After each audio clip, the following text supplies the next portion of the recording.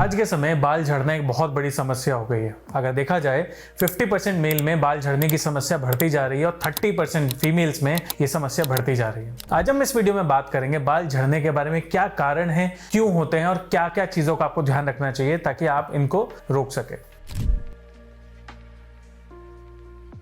स्वागत है आपका तुलसी आयुर्वेदा में। मैं हूं डॉक्टर अंकित अग्रवाल। आज हम बात करेंगे हेयर फॉल के बारे में या बाल झड़ने की समस्या के बारे में। बाल झड़ना एक ऐसी समस्या बन चुकी है जिससे मेरे ख्याल से आजकल हर दूसरा आदमी इससे परेशान है। बाल झड़ने के बहुत सारे कारण हो सकते हैं, पर सबसे पहले समझना ये जरूरी है कि कब आपको किसी डॉक्टर से मिलना चाहिए या कब आप समझे कि ये एक समस्या बन चुकी है, बीमारी है।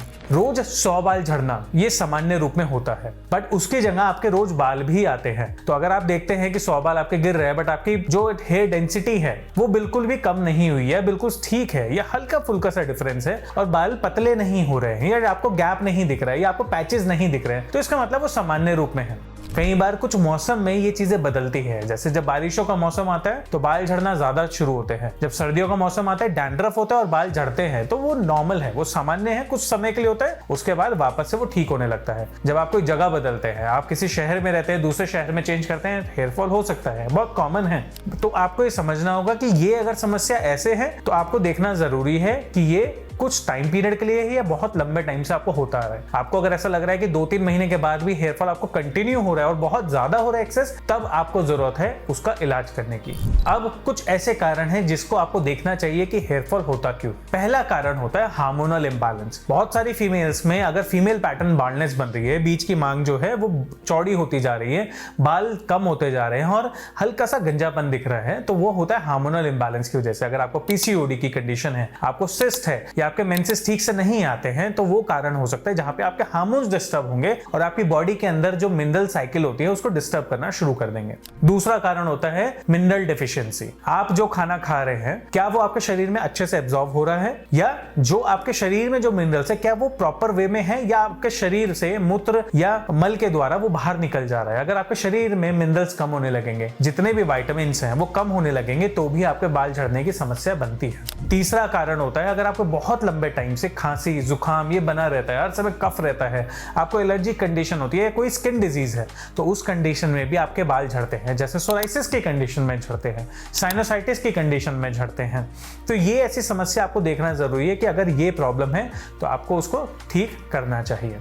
चौथा एक ऐसा कारण है जिसमें आयुर्वेद ये मानता है कि अगर आपके शरीर में जो दोष होते हैं वो इम्बैलेंस हो जाए, वो गड़बड़ हो जाए, आपके शरीर में वात बहुत ज्यादा बढ़ गया है, पित्त ज्यादा बढ़ गया है, कफ ज्यादा बढ़ गया है, जो कि आपको पता चलेगा अगर आपको बहुत लंबे टाइम से वात आपका बढ़ा है, आपके जोड़ों में दर्द रहता है, आपको कॉन्स्टिपेशन रहता है, तो आपके बाल भी बहुत ड्राई होने लगेंगे, फिजी से होने लगेंगे, जिससे जो उनका न्यूट्रिशन है वो कम होने लगेगा। अगर आपका पित्त बढ़ रहा है, आपको हर समय एसिडिटी गैस्ट्राइटिस रहता है, तो इसका मतलब पित्त बढ़ने से क्या होगा, बाल जल्दी पकने लगेंगे, सफेद होने लगेंगे। अगर कफ बहुत ज्यादा बढ़ता है, आपके बाल लशरस तो दिखेंगे बट बाल झड़ेंगे और वो वापस आते नहीं है। तो ये समस्या को भी आपको देखना बहुत जरूरी है कि आपके शरीर में कौन सा दोष इंबैलेंस हुआ है, कौन सा गड़बड़ हुआ है जिसकी वजह से ये बीमारी बनती जा रही है। कभी भी आप ये मत समझिए बाल झड़ना एक सामान्य सी एक सिंपल सी प्रॉब्लम है, उसके पीछे बहुत सारे ऐसे कारण होंगे जिसकी वजह से बाल झड़ते हैं। और पांचवा कारण जो सबसे इंपॉर्टेंट और मुझे लगता है आज के समय हर किसी की वर्किंग में सबसे ज्यादा बढ़ता जा रहा है, वो है स्ट्रेस। स्ट्रेस की वजह से अगर आप बहुत ज्यादा सोचते हैं, टेंशन में रहते हैं, हर समय इसी चिंता में रहते हैं कि क्या होगा, कैसे होगा, बाल झड़ रहे हैं उसकी भी चिंता कर रहे हैं, कोई शरीर में और बीमारी है उसकी भी चिंता कर रहे हैं, हर समय ज्यादा सोचते हैं, तो इसकी वजह से भी आपका हेयर फॉल बढ़ेगा।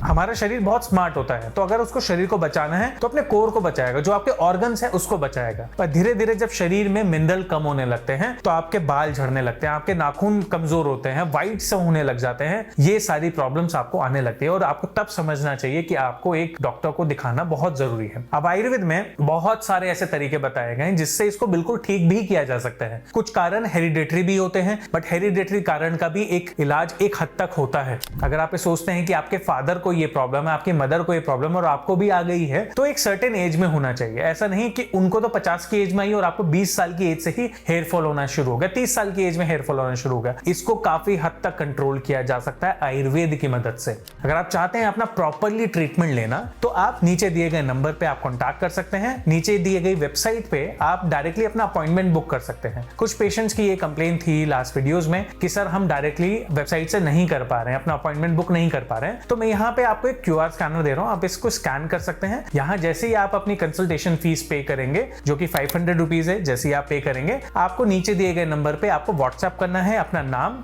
अपनी एज, अपनी सिटी और अपनी बीमारी का नाम लिखिएगा। तो वहां से आपको एक अपॉइंटमेंट टाइम दे दिया जाएगा जहां से हमारी टीम आपको कॉन्टैक्ट करेगी और उस बीच में आपकी मेरे से डायरेक्टली बात हो सकती है। एक सिंपल सा तरीका है जो हम आपको बता रहे हैं, ये आप अपनाएं और आपको जो भी बीमारी है आयुर्वेद आपकी मदद कर सके, आपके परिवार की मदद कर सके और हम कहीं ना कहीं आपकी मदद कर सके ताकि हम आयुर्वेद को आगे ले जा सके और आपकी इस बीमारी को बिल्कुल ठीक कर सके।